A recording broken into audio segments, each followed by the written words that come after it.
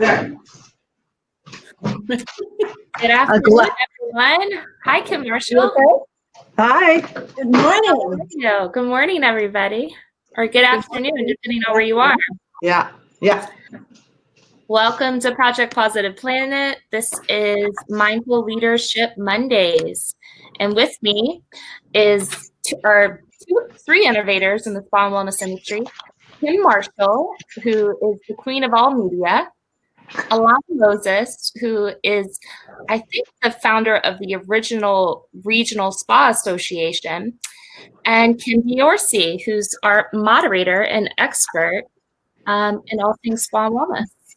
And today we will be discussing the future of trade shows and associations. This is Project Positive Planet, a collaboration of Well World TV, We Consulting, and Papilia.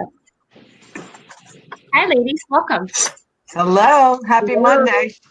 Hi, everyone. Thanks, Kim. Marshall, I know it's early for you over in the West Coast. Yes. I have to be very extra special mindful at this hour. And it's a Monday. Have you had enough coffee? No, I have not, but I'm working. Oh my gosh, so funny. Well, I thank each and every one of you for being here today. And this subject, I know it's important to all of us because I know we all have our own personal, heartfelt connections to trade shows, conventions, and a lot of memories along the way over the years. And they came to a abrupt halt in 2020, and it kind of stopped us in our shoes. And with that, I think all four of us were involved in some type of an association, an event, that planning, and we had to kind of reinvent and pivot. So I'm excited to talk to each and every one of you about that and what we did, how we pivoted, and looking forward to the future of trade shows, conventions, and associations. And I know they're going to be stronger than ever. And Stephanie, you put up a poll, correct? I did put up a poll, just seeing if anybody is planning or budgeted to attend trade shows in 2020. So far, 100% of people say yes. So that's a good sign, I guess. Good. Pent up demand. All right, Ilana, I'm going to start with you. Okay, so trade shows, conventions, associations are really valuable, intangible, and they can't be replaced. By walking around the floor, the convention floor, the education, the round tables, looking at new trends, reuniting with industry friends, those serendipity meetings in the hall where we connect or over coffee or happy hour. We've lost a lot with these events these past months, but what have we gained? well, when I think of, you said trade shows, when I think of a trade show, I actually refer to them more as conferences. Because especially with the Florida Spa and Wellness Association, we have education. So it kind of goes into that direction where the education is so critical to what our leaders need, and we try to provide for them. As far as the B2B, the vendors and the spas, it's really more of an expo. So they get the opportunity to walk around and meet with vendors and share and see what the trends are and what they're providing for the industry. That helps, of course, in the retail and in the treatment segment. So what we found was, of course, the fact that the connection part is so important by being able to meet with people, touch, feel, speak. We're a community of hugging. We want to see each other. We want to touch and feel and be part of this community where we do a lot of connecting. There's so much power in it. So what we've lost is that one-on-one connection of being together. But I recently wrote something in my newsletter that's about to go out where it's the power of the connection, where even in this industry, what we've gained is, even though we call it social distancing, it really, we spinned it and it became physical distancing and social connections. So what I believe we've gained is that connection where everybody has really come together and collaborated, connected. I mean, just webinars, Zoom calls, they've just been instrumental in keeping us united.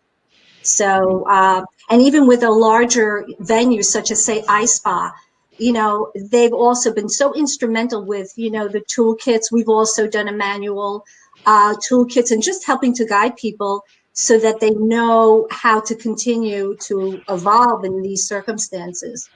So I think that's where, we've gained a lot. I love that, where we socially connected. We physically distanced, but we socially didn't distance. And that's been important. And Kim, you've been involved in that a lot of with some things that you've started.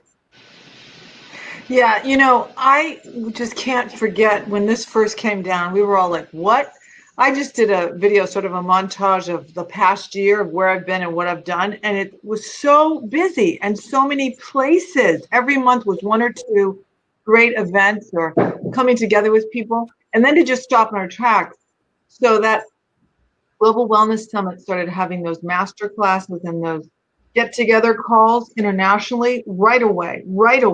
It was like, don't let any dust settle. Let's all reach out to each other. And there was fear and there was confusion and there was frustration on those calls. But you know what? We were there for each other. And to know that it was happening in Hong Kong and it was happening the same in Atlanta and it was happening the same in Israel was really sort of comforting, And then, Kim, I think about you and me. I mean, we're constantly in connection. Like, how you doing today? Hanging in there?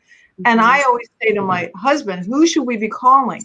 Who do we need to touch base with and make sure they're okay? Because as you know, we all have our days. The corona culture, right? So I think we've become more compassionate. I do. And that's so important. And then Stephanie, we wouldn't be here today without you and your leadership. So what was it like for you? What have we gained? What have we gained? I think we've gained a lot. I think people are more open and centered and grounded. Like both Kim and Ilana mentioned, we were always going. Like we were passing, and if we caught each other at a press conference for Global Wellness Institute in New York, Kim and I'd hug each other, be like, oh, hey. And she'd be like, I'm running this way. But I've connected with all three of you more in the last couple of months than I have in years. So I think the socially connected part is really what we all love about our industry. And we've never taken so much time to be so connected. Yeah, and that's been very valuable for me. And it's been very heartwarming to know that we have that community that is together. Mm-hmm. So we're all riding out together. I don't think there's been a greater equalizer in the world that everybody's gone through the same thing at the same moment at the same time. Right. And I know with you three individuals here, I've also met some of your dear friends in college through what we're doing and have become more in the inner circle. So that's also been very important and very valuable. So it's become very collaborative. It seems like everybody's collaborated.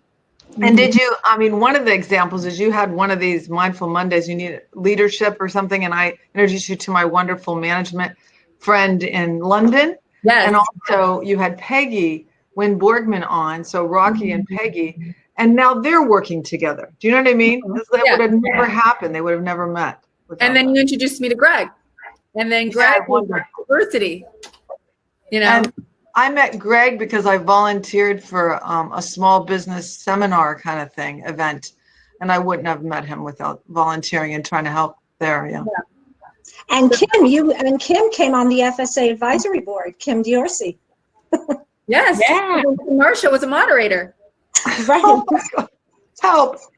Anyway, we've all been working together, which is really beautiful that we could be an industry that has just in a situation like this, we've come together. So it's been nice. And I don't think we saw that in the years past because we've all been so busy and overwhelmed.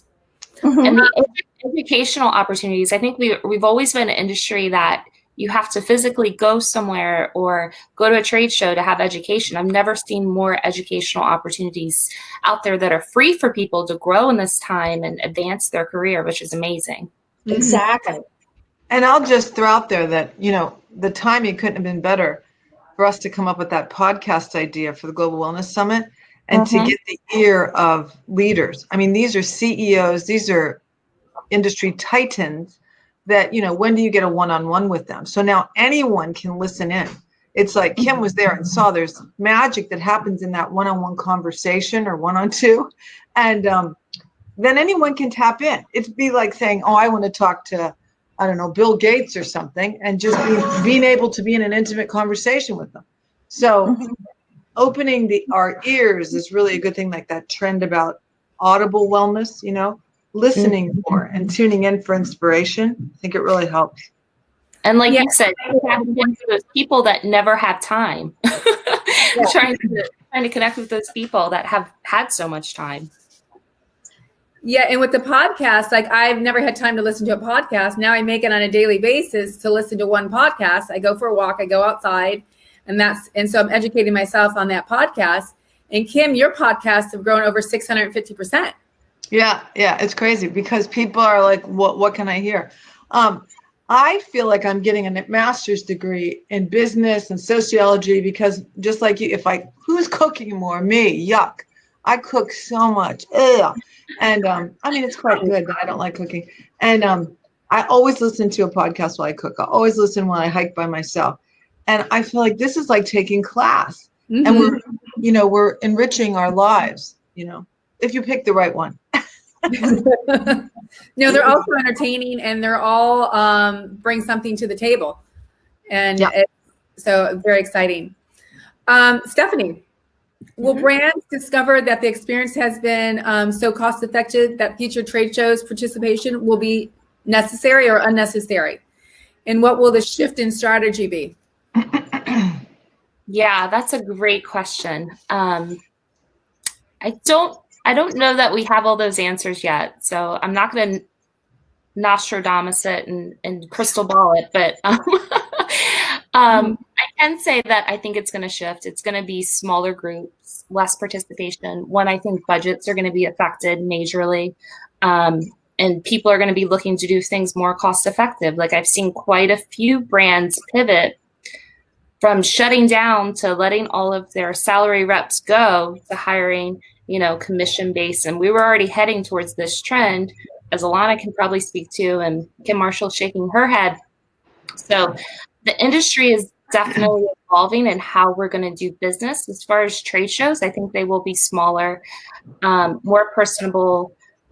Maybe it's sending reveal boxes and it's more online trade shows. I don't think that in-person for us, though, will ever go away.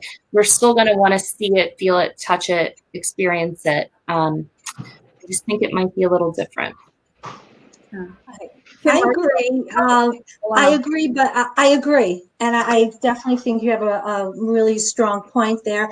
I think there is like a pent-up demand also that I think we could look forward to, where it will evolve back to that one-on-one, that face-to-face, where people will want to gather and be a part of, be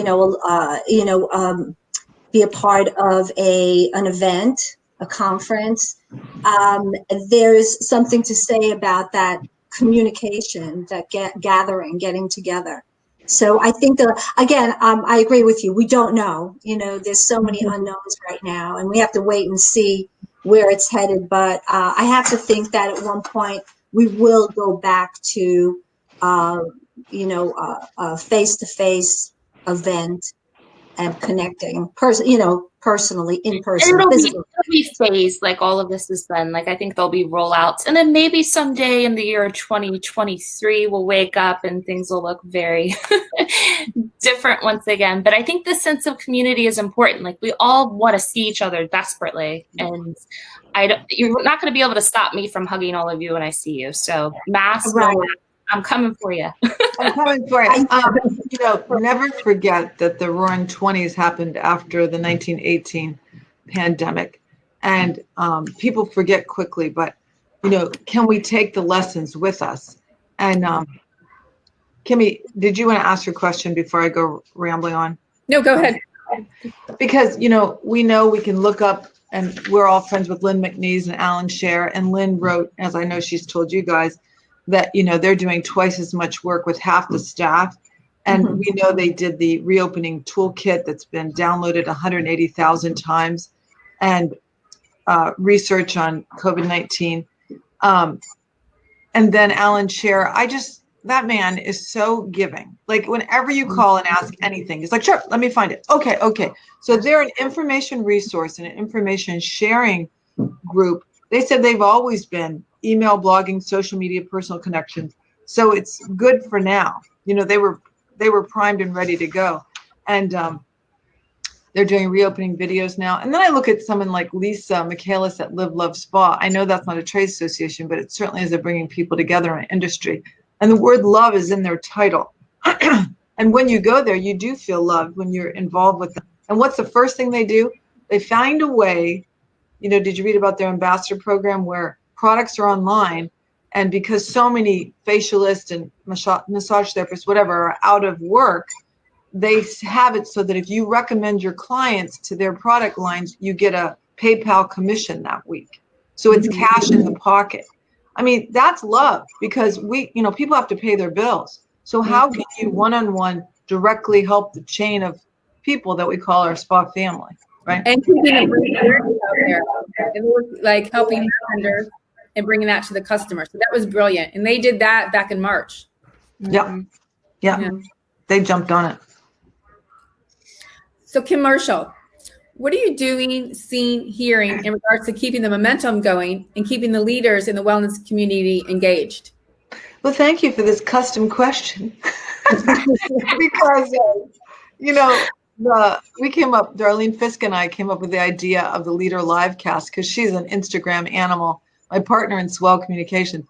And she's like, we can interview people, that are wellness leaders, and we can share it on Global Wellness Summit Instagram page. Well, I don't think that, founders of the summit really even use Instagram. And they're like, what? And I had never done it. So of course, the first couple of times I'd hit the wrong button. You could see my husband's desk instead of my face. And I mean, one of the first guys we interviewed thought he could connect through his personal computer. So I'm like, no one's on the other side. And I just kept, driving, trucking and driving and trying to fill this airspace. And he finally got it. Oh, I got to do it through my phone. So we've come a long way. And you can see we used to do it twice a week, but now because everyone's screened out, we're doing it once a week. But the things people share with us, like what God means to them, what their wife means to them, what their company policy is getting through this, how it hurts them to furlough people, but what they're going to try to do in the future. Last week, we interviewed Jim Cheneve, and I almost started crying. I could not believe that this really cool sweetheart company that must have a flat line of communication. One of their salespeople was dealing, did you hear it, with a hospital in New York, and they said, we make equipment. Do you need anything for your hospital beds? Or do you need to order beds or tables? And they're like, no, we don't need anything except that pregnancy cushion you guys do. People that have COVID need to be prone.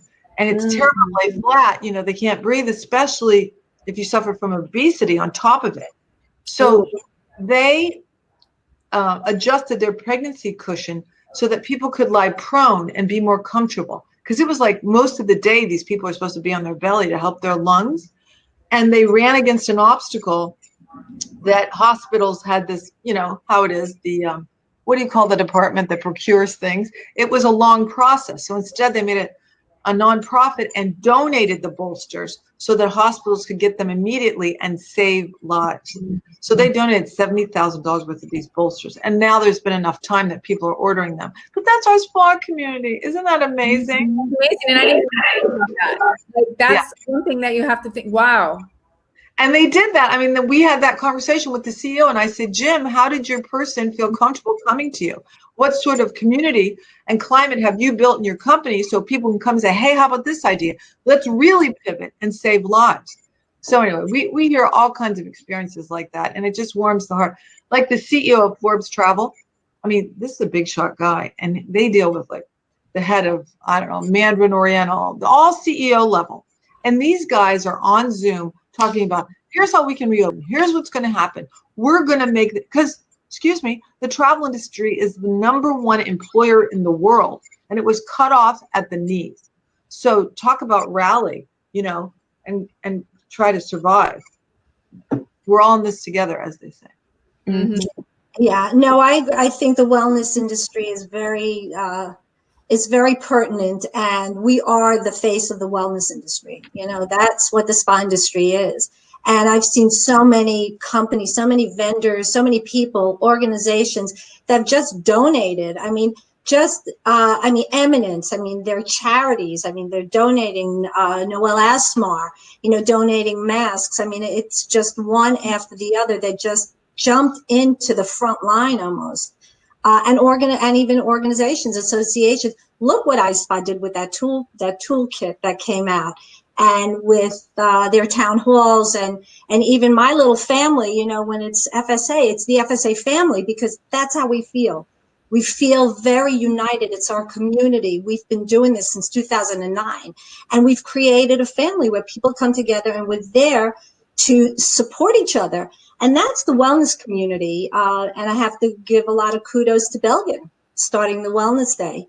Yeah. The Global Wellness Day, where it's it's the non-for-profit, everything is done to give back. And that's who we are.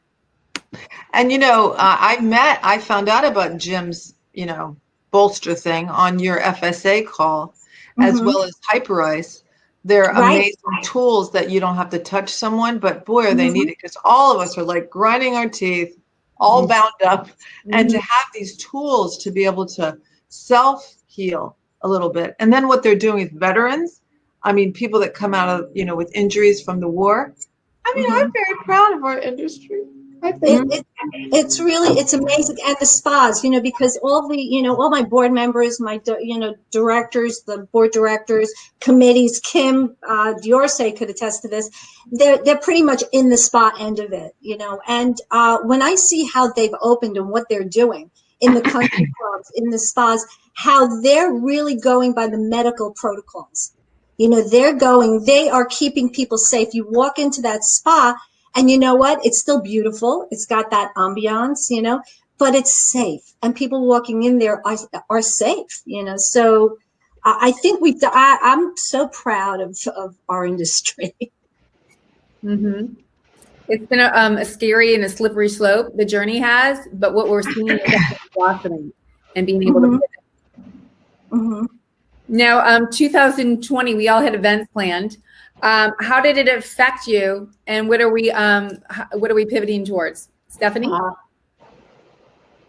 Well, I was in Palm Springs when it really started to hit the fan in California, where Kim Marshall lives, in early March. And I was scheduled to go to like 5 different trade shows, URSA, Natural Food Expo. We had just wrapped Forbes Travel Guide in their wellness room. Thankfully, that came through, because we have thousands of people attend that every year. But it was just after that, and started to see the writing on the wall, unfortunately. And I was like, this is going to be major. So we went ahead in March and canceled our trade shows for the year and moved to this platform, which is Project Positive Planet. And at one point we were doing webinars because we had so much demand every single day, beginning in March. So I think we've done about 50 at this point.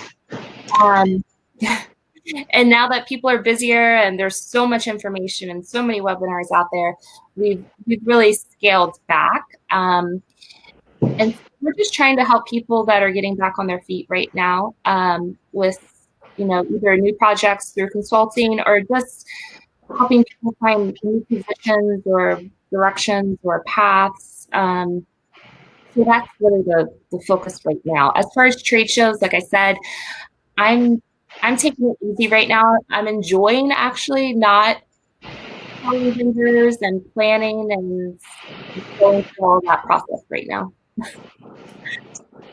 Kim Marshall, what are you seeing with the events that you had planned or were involved in for 2020? Well, we were supposed to just get back from Europe a week ago. Road trip, and I'm still mourning it. My husband's like, okay, time to quit whining. But I just feel like we have an example with the Global Wellness Summit. They're courageous, they're determined, and they said they're going to happen in Palm Beach now. They pivoted from Tel Aviv because travel to Europe, if they don't want to let us in, there's not a lot you can do. And the editor of Ageist magazine, David Stewart, had said in the beginning, this is a game day decision, right? So everyone asked me, who's going to go? Who's going to go to Florida for the Global Wellness Summit? Well, we'll see. As the time approaches, things change so fast. We know Florida is kind of an epicenter right now. But when you read how carefully the breakers, they've always been wellness oriented. They're huge. So, and then when Richard Carmona is involved in making sure it's safe, he's a former Surgeon General. Kim and I met him, and he's really a moving guy. But by the way, did you know he came from Lin-Manuel Miranda's neighborhood, the Heights?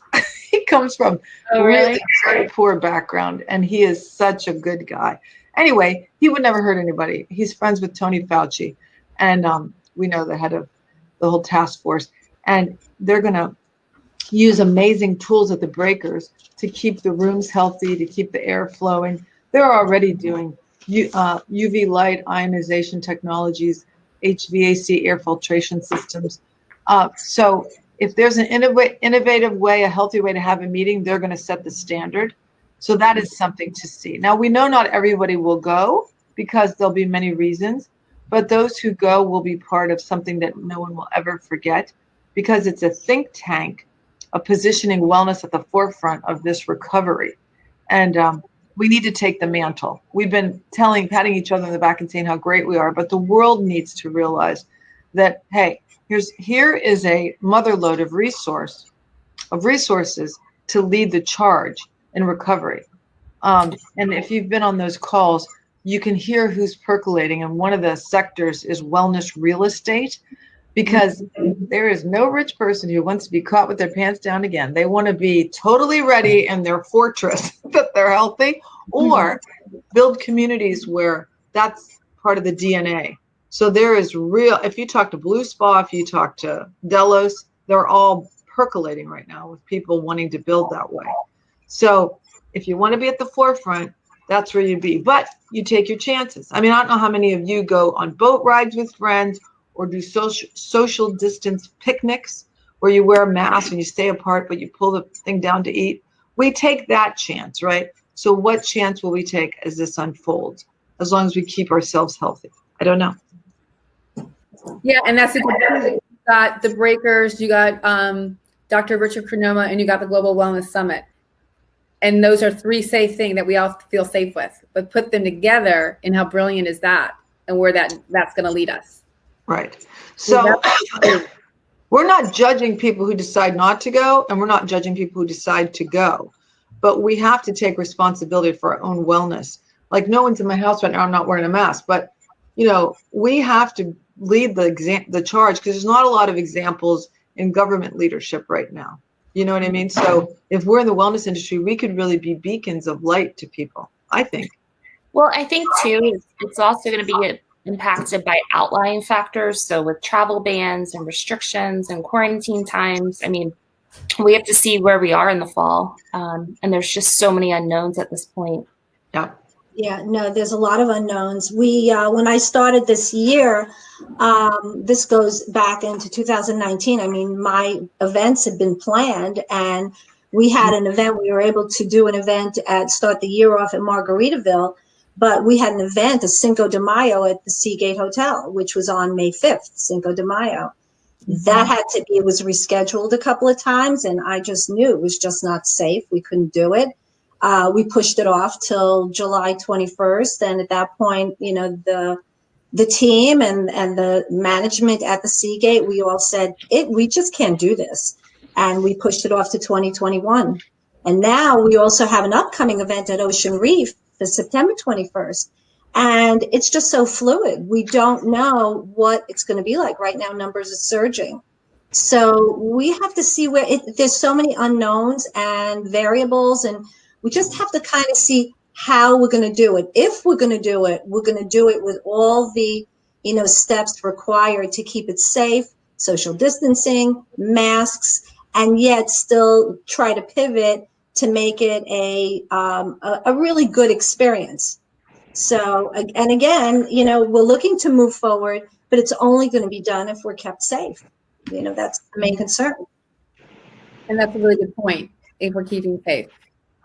And I know there's been some conferences that have happened, and so far those have all been safe. So we're lucky in that aspect. Now, one of the other factors is the vendors. Vendors are 50% of this, and they're the reason why these trade shows and conferences and associations are. So we can see their new technology, their trends. Alana, what are the vendors wanting and needing at this point in time? Well, I think, look, the vendors, they depend on our spas that's their buyer, that's their client, their customer. So the vendors are obviously want to stay in business, in addition to being connected.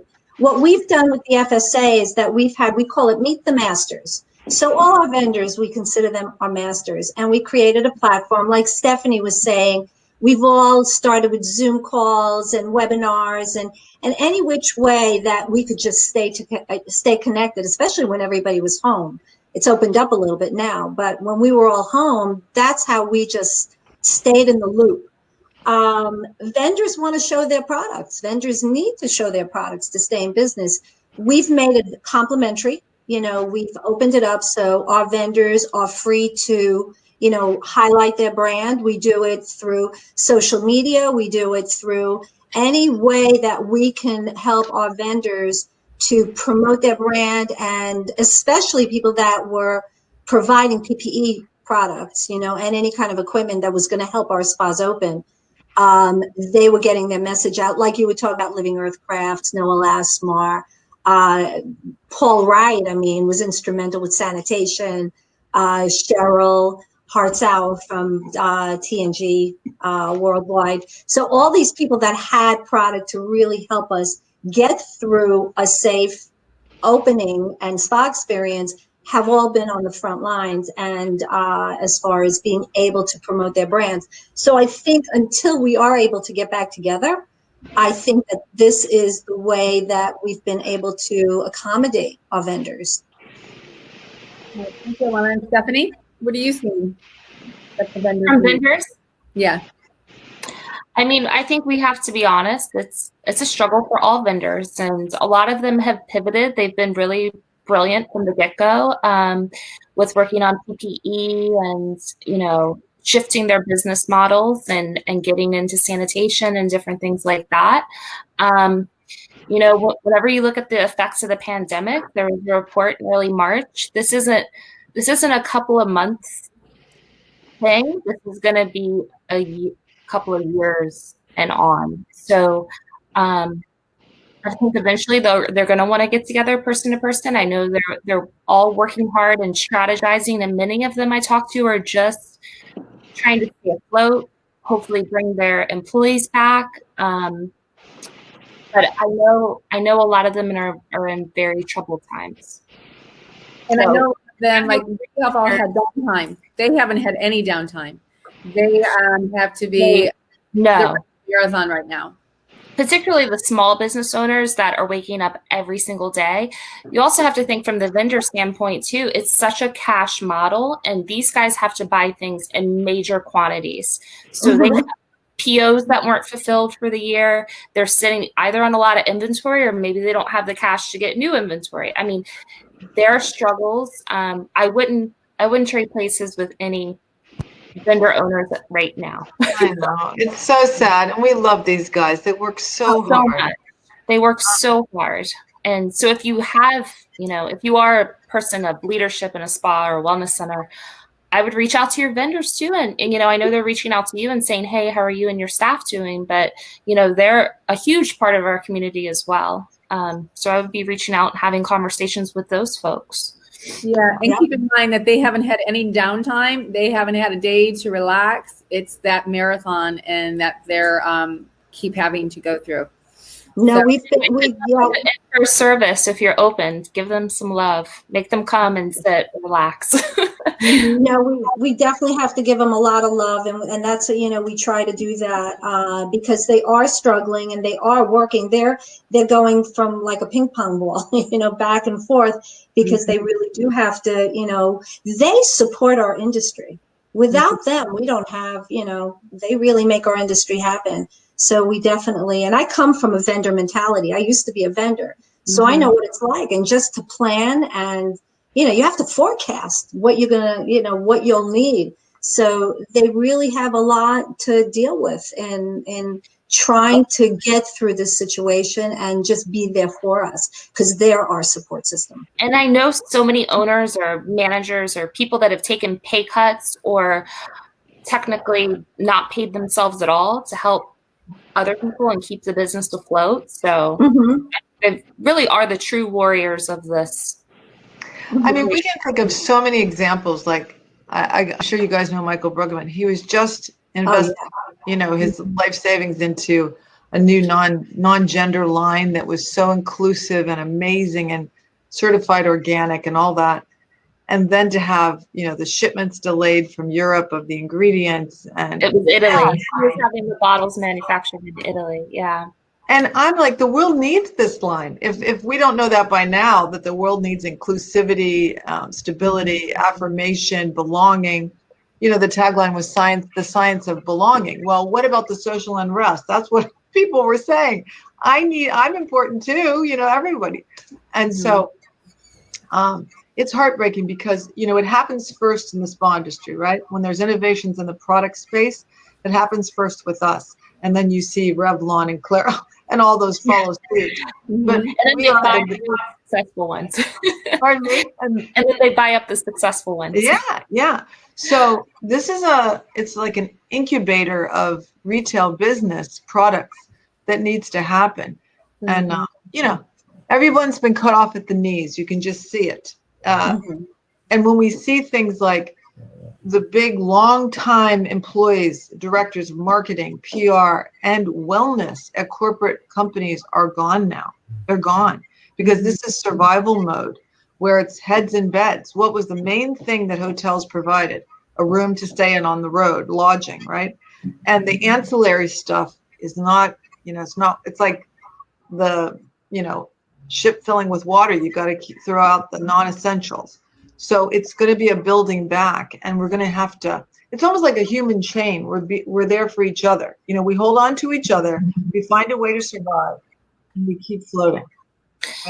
Like Jerry and at the end of the day, it's like, am I vibrating? I couldn't hear.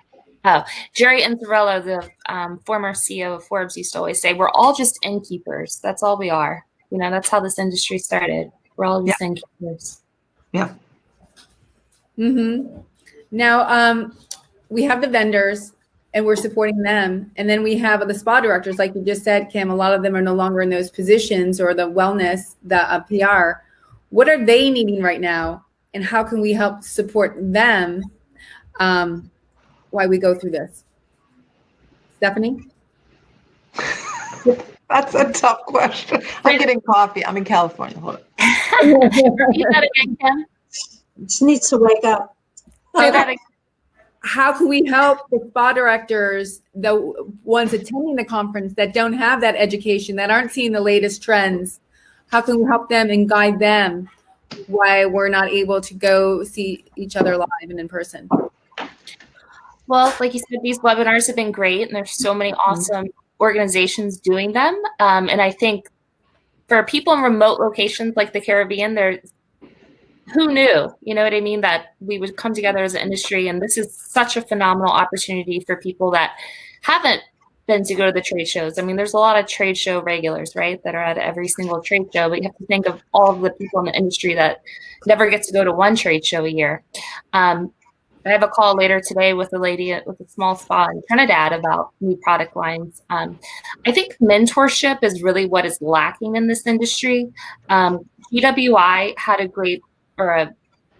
program for a while, an initiative, wellness and spa mentorship, but you don't really see a lot of that anymore. And I don't know we really get that off the ground or make that happen, but I think there just needs to be more mentorship where we're bringing up young leaders, because prior to this, we had such a deficit in jobs in the spa industry. As Ilana knows, one of the main things, and Kim, coming from operations, is we struggle to find talented people to work in positions and really mentor those people and grow them. And that has to start at home. So if you don't have a couple of people that you're checking in with that are new leaders, or just even getting started in the industry, or have a passion to get into this industry, it's been the most rewarding career I could ever choose in my life. But I think there has to be more mentorship and bringing more people into our circle. Hey, let me tell you something. She's hit a nerve there. That is so true. I have a friend who's a big shot in the museum industry, and she started a mentorship program for the industry, and she can't believe the response. Like famous museum directors coming down to the level of the newbie and saying, yeah, I need to give back. And we look at people like Maggie Dunphy, and who did she partner with? Diane Triest, I believe. But Maggie Dunphy is a brilliant corporate person. She can do numbers and creativity, which is not, normally the way. Usually one or the other. Right. And she now, what did they do? They're doing reopening training or something for spas. They have a little firm because she lost her corporate gig. And there's someone I'd want to be inspired by. That's someone I'd want to mentor me, And just recently, like all of us, this just hit me, all of us have worked with different people through the years. And the link in the chain, how they help us, we had a proposal out and we wanted this client so much for Swell. And here, my sweet friend, Tara Grodzisk, it's so hard to say her last name, so we just say Tara, but she lives up by Carmel and she knew the client. And she took the time to tell him, to call us out and say, you can trust them, here's why. And it made the difference in the decision.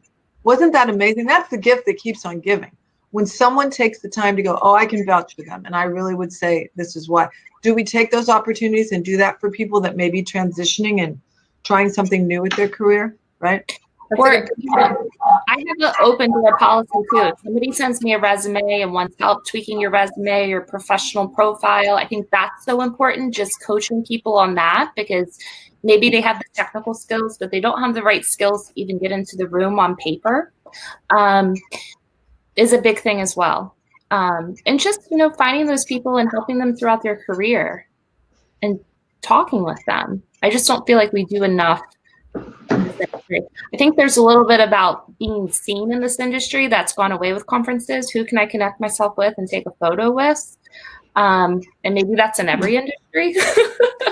But I think we have to lift up other people to get more knowledge in the room. Mm-hmm. I like that. And just not, like you said, just not take a picture. Like, mean it. Be heartfelt. Be meaningful. Mm-hmm. More doers.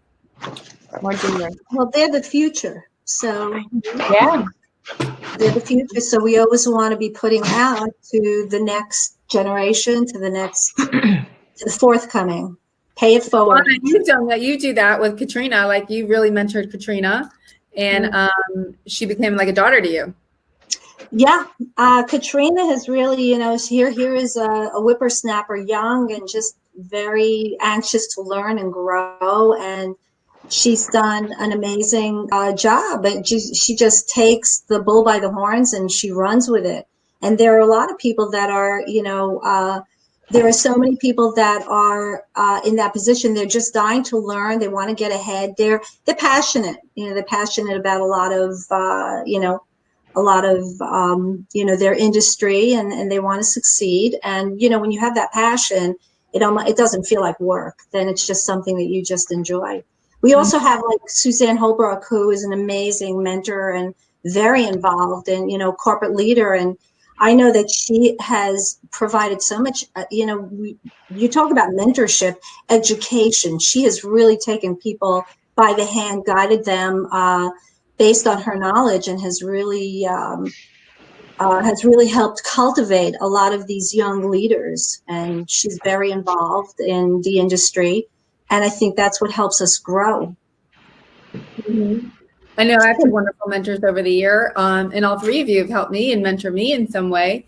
And it's just that team building, that camaraderie, and that sisterhood that we have. That is so important and so powerful. And with that, like each and every one of you, I want to give you a big hug and kiss. I've missed you all. Ilana just celebrated a birthday we weren't able to celebrate. And happy birthday. Thank you. Great. I want to tell you that every time Kim Dursey and I stop end a call, and that's almost every day, one of us will say, I love you.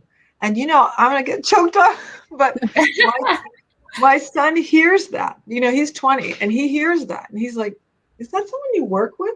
I'm like, yes, it is. And that's how we feel. So now we all need it more than ever, right? Mm-hmm. I told you I'm a mush. Anyway, let's get back to messaging, Kim. I have something to say about. Like I teach my kids, words are powerful, and say what you mean, and never say something that you don't mean, because you can't take those words back. That's right. Yeah. And actions too. You want to, I love this industry. I mean, the people in here, it's really, I find that, when I moved from New York, where I, grew up and where I, had my children and where I made my lifetime friends. When I moved to Florida, it's everybody that is now in my, world, in my space, is all based on the industry. And these people have become the best friends that I have. They're, I've made such great relationships that I will probably take to the grave with me. So I really feel like this industry is like one big family that, oh my God. that really cares, that cares. Well, yeah, and we all each have our stories from trade shows, from conventions, and that we've had and shared, and some fun ups and downs and tears and joys. And, I remember the first time, Kim, your son came to Ice Pop. On a harness around my belly. I mean, I have a picture of and he's now this giant of 20-year-old boy. I can't. So what I wanted to read to everybody, because it always gets us right in the funny, sad bone. Corona Coaster now, the ups and downs of a pandemic. One day you're loving your bubble, doing workouts, baking banana bread, and going for long walks. And the next you're crying, drinking gin for breakfast, and missing people you don't even like. I feel like that is so true. So, there's a new book out by some crazy gal that gets a lot of attention that said feelings are for feeling.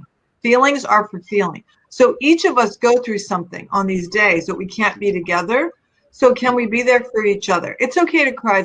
It's okay to have a bad day, but you got to lift yourself up, because mental health is as important as physical health.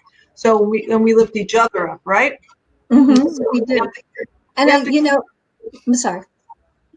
No, I was going to say we lift each other up, and we also look to each other to our successes. What motivates me is that Lisa Wolf had an event and it was successful. So it makes me feel like, okay, great. I'm proud of her. I'm so proud that in a time like this, that she was able to pull this off carefully, safely, successfully. So it encourages me that maybe this September, I will be able to do it. And so I look to people like that as motivation, inspiration, that, they set a good example. And and it's the people in the industry that, the leaders, iSpa, Lynn McNeese, I think it's been amazing what they've been able to provide for us and kind of guide us. It's funny, between her and I call her the mothership. She's like, the mother of all, that it starts there. And, and it's I guess influencers, to me, they're my influencers, and they're, the people that that I'm proud to be friends with and to have, that relationship with, and proud of what they do and what they bring to the table. And that mothership has such a huge responsibility. Yes. Globally. And Mm-hmm. they were able to work together in a timely manner and produce such a wonderful document to help us all. Mm-hmm. Kimmy, do we have 1 hour, or how long do we have? We have 1 hour. Okay. So do you mind if I just butt forth on this messaging thing? So. One thing I think we have to remember is this thing isn't over. We've got at least, I would say by the time they have a vaccine and disseminate it, we got 6 more months. We got to be honest about it. And guess what? We're going to know people who get COVID. We're going to know them. We're going to love them. And we're going to have to understand how to treat them. So we can't treat people like pariahs. We have to be there for them.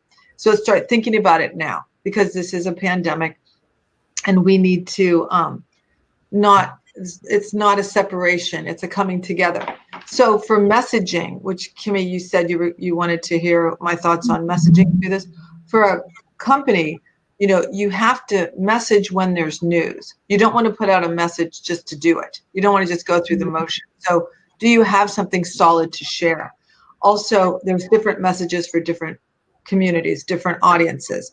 And we all have like an interior audience and a consumer-facing audience. So be careful what you hit send on. And also use reliable sources. I know how we felt when we heard Dr. Carmona is involved in the Global Wellness Summit. Okay, good. There's someone who knows what they're doing. And also, can you find positive news? Can you share something positive?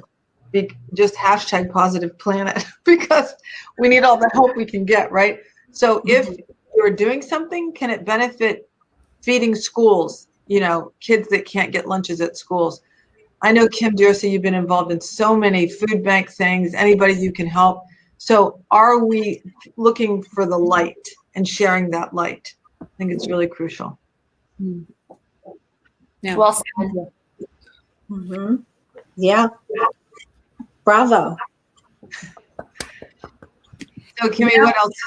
I want to hug you. And like the next question is, how do we go to an industry when we get back and we do see each other where we have to social distance, but our first nature is to give you a big hug?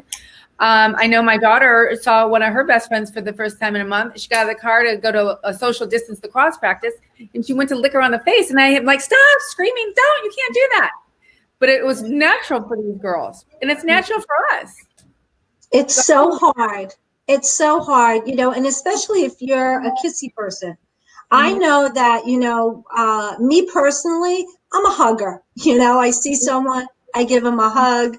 For me, it's going to be very difficult not to be close physically. And I don't know how that's going to look like, because that would be my first intention, would be to run over to someone. So what do? Stop, move back. It's going to be very difficult. And in our industry, that's what, when we don't think about it, that's the first thing is, how many conversations do we have? Like you were saying, love. Love is a word that we use often when we speak to each other, because it's a genuine feeling that we have for each other. So that's going to be I think that's going to be the hardest thing that we're going to have to deal with, honestly. Kim Dearcy, are you distancing from us in the corner now? What's happening? Yeah. Oh, my battery was running low, and I didn't want to. I know. She was virtually distancing. A tip: plug in before the call. But Yes. I mean, does anybody else agree? I mean, is that going to be difficult? I think, right? Yeah, I think human touch is what we do, right? That's our whole gig. Someone thinks that you don't like them because you're not reaching out and giving them a hug. I think it's going to be up to the individuals and their comfort level. Listen, I'm not going to go hug somebody that's like, oh. But I've been asking, is it okay if I give you a hug? And allowing them to say, maybe consent. Maybe we have to ask for consent. But, living in the Caribbean for so long, we're the two kiss people, kiss on the cheeks. So a lot of this stuff is just so ingrained in us. I know we've been distancing in our places, but I mean, I'm sure you're all still hugging your loved ones you live with, or, or physically connected to them in some way. I'm slapping my husband a lot. I don't know about you guys. I'm just slapping him. Well, I'm slapping my kids. Yeah. I'm avoiding my husband. From a distance, right? You do it with one's arms. I'm going to be one of those that just forgets, because I do that often. And it's just going to, and then go, oops, what did I just do? I'm going to be the one that's on top of everybody, and I shouldn't be. Mm-hmm. Guilty as charged. With all the messaging and programming and social distancing, not social distancing, having a convention, not having a convention, who's doing it right now, and what is right? Kim, Marshall? I think what's right is safety first. I mean, you never want the feeling that you got somebody ill or that they got you ill. And that's our responsibility. If we are wellness, we can't be idiots. We must set the example. This isn't a political thing. This is life and death. My husband works at a hospital, and he has to walk past the morgue on the way to his office. And he said, Kim, people are dying every day. This is real. So we can't be victims of false information, and we must set the pattern. When I agree. Pictures of my friends not social distancing, I put something on their page because I love them and I don't want them to die. I'm like, where's your mask? What about social distancing? Stop it. Because I'm sorry, because it might be the last time I talk to them. This is how serious it is. And I just think wellness, we have to live up to it, or it's all just hot air. So, and also you can Google, I've been looking at messaging, retail messaging, Nike has a hashtag play inside, and Restoration Hardware is donating consultations for decorating your sanctuary, because, I understand that Crate and Barrel's online business is up by 200% because people want to live well where they are. Look, I'm looking at my house every day so much more than I ever did. And I'm like, you're changing. I got to change you. What are you doing? Because we're here and we have to apply those principles in our life. So what can we do to spread wellness virtually and, by phone? People are texting me sweet messages right now. So do we take a minute to do that every day? I think we could set our calendar to positively message people in our lives. If you want to hug somebody, hug them with a text. I agree. And we are the face of the industry. We're supposed to be setting the example. We don't want to become the petri dish of, the virus. So we have to set that example. And I see it being done in the spas right now is what I see. I haven't seen many events. I saw, the one that, came off beautifully was Spa Peeps, where they had all the, details down pat. And this is something that we have to follow. We're going to have to follow these guidelines until we're in a situation where we can go back to what we love to do, but we do have to, I believe we do have to set that example. If anybody has to, it's the wellness industry, it's the spa industry, it's the medical industry. These are the people that are, this is a high touch. We're in a very high touch, industry. So we've got to be the ones showing them how we need to do it to stay safe, because our lives, it is life urgency right now. There's someone at my door. This is reality. Hold on, it's reality. I think it only takes one as well. With the way media works now, we saw what happened with the massage studios. What was it called? The ones that are everywhere. I can't think of what they're called right now. Where there was that. What's it called? Massage Envy. Massage Envy. It only takes, one instance to create this clickbait media world where something goes terribly wrong, and it gives everyone that personification that we're all doing this. And I think we just all have to take those precautions. The media is an aggressive animal. Yeah, we learned that the hard way here in Florida when they came out with restrictions. They were calling us massage parlors, and Ashley was throwing a fit, and we had to reword it and make sure that they didn't refer to us as massage parlors. We've been fighting that for a long time. Mm-hmm. And it was even highlighted more so now when the restriction came in the document, the state documents, we were referred to as massage parlors. And Kim, you missed this, but you can speak to this. I mean, the media is like an aggressive animal. And I was saying it just takes one mistake or a bad case for this to give everybody this personification, right? Yeah, and I will tell you, I have been in PR for so long, and it's hard to get any media attention right now. Number one, they have cut the staff mercilessly because nobody's advertising. And number two, it's, what's going to get eyeballs is bad news. So I just keep saying that making your own platform and putting your message out. I've never been ignored so much by the media because they're just inundated. So Kim does TV and she pitches segments and she gets turned down more than she used to because they're, No one's ever said no until April 2020. Yeah. So put out the message yourself and make sure that you share good things. And we can lead the way. That John Krasinski that put out Some Good News, nobody was covering those stories. And we love them, don't we? Yes. So don't give up. Don't give up. Just keep putting it out. We have doorbells of dogs, Kim moving. So it's a real Corona coaster life. Yes. Yeah. My knees were hurting from squatting. Sorry. Okay, there you go. Well, listen, guys, I really appreciate, I know our hour's up, but I appreciate being able to share this with you. I mean, I think events will come back. In 2023, we'll look back on this. And I always say to people, what are you going to say when someone asks you, what did you do during Corona? What did you do? What are we going to be proud of saying? How did we lead the way? Or are we in a, curled in a ball in the circle, feeling sorry for ourselves in the corner? Where do you want to be when you look back and tell your grandchildren, right? And I say the same thing to my 14-year-old daughter, who's fighting me right now about taking honors geometry. I'm like, no, during Corona, you are going to look back and say you took honors geometry. That's what you did. Just back to our poll, are you budgeted or plan to attend any trade shows in 2020? 35% of people said yes, 35% said no, and 29% said maybe. So it's definitely a mixed bag. And thank you for all our attendees that shared. We're really grateful that you're here. Kim Marshall, when is your next live leadership series? I believe it's Thursday at 3:30 your time. So check the Global Wellness Summit, what do you call it? Instagram page. But yeah, I think it's Thursday at 3:30. And is that the one where this week coming up is Lake Nona or Gloria?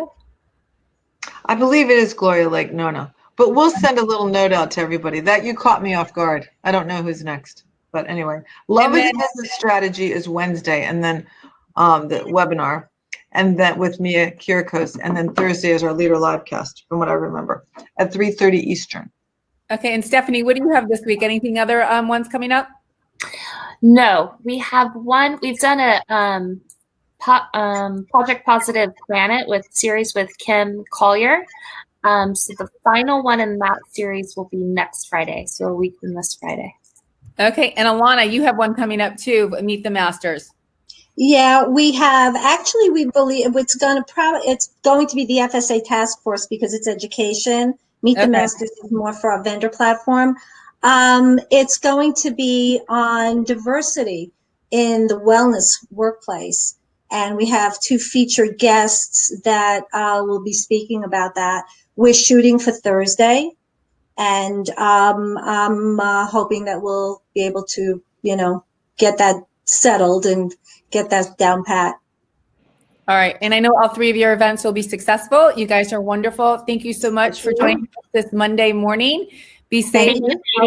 Good. And love you, girls. Virtual hug. Thank you. Thank you. See you online. Yeah. Take care, everyone. This is a virtual hug. Yeah. Stay well. Thank you. Bye.